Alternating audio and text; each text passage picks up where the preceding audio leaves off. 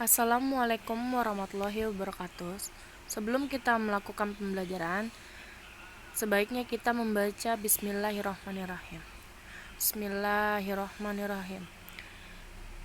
Untuk IPS, Ibu akan membacakan materi tentang masyarakat Indonesia pada masa praaksara, Hindu-Buddha dan Islam. Masyarakat Indonesia pada masa praaksara. Masa praaksara atau yang juga disebut masa nirleka. Nir adalah tidak ada, leka adalah tulisan. Zaman ketika manusia belum mengenal aksara atau tulisan. Pada zaman praaksara dibagi menjadi 3 zaman, yaitu zaman praaksara, zaman batu, zaman logam.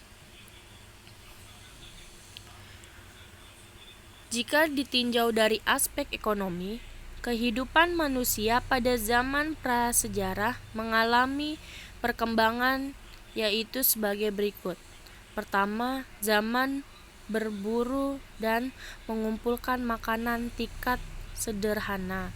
Yang kedua, zaman berburu dan mengumpulkan makanan tingkat lanjut. Yang ketiga, zaman bercocok tanam. Yang keempat, zaman perundagian.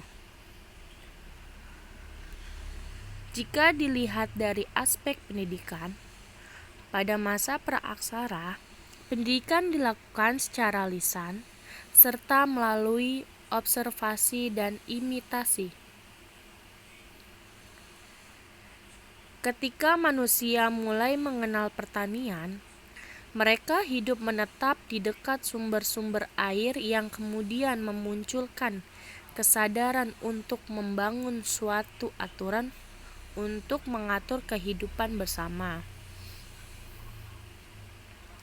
Letak geografis Indonesia yang strategis menyebabkan pengaruh budaya asing mudah masuk ke Indonesia.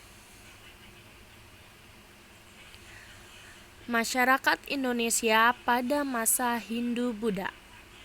Teori yang diajukan para ahli mengenai masuknya agama dan budaya Hindu-Buddha dibagi menjadi 5 teori, yaitu teori Brahmana, teori Ksatria, teori Wainsya, teori Sudra, dan teori arus balik.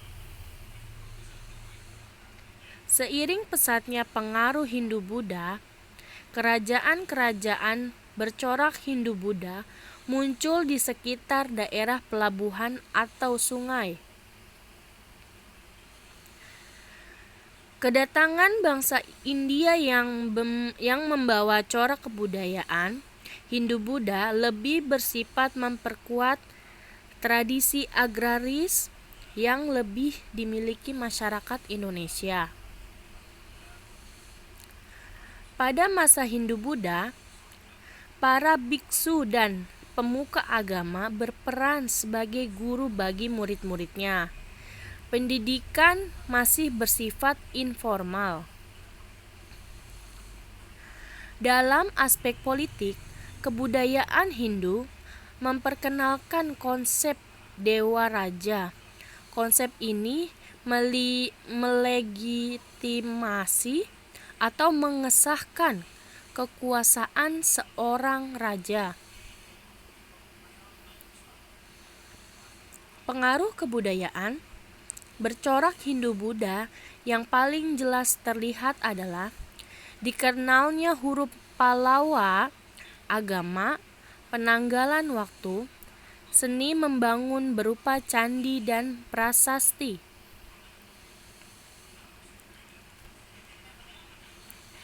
Sekian dulu yang bisa Ibu sampaikan dalam materi ini. Kurang lebihnya mohon maaf. Wassalamualaikum warahmatullahi wabarakatuh.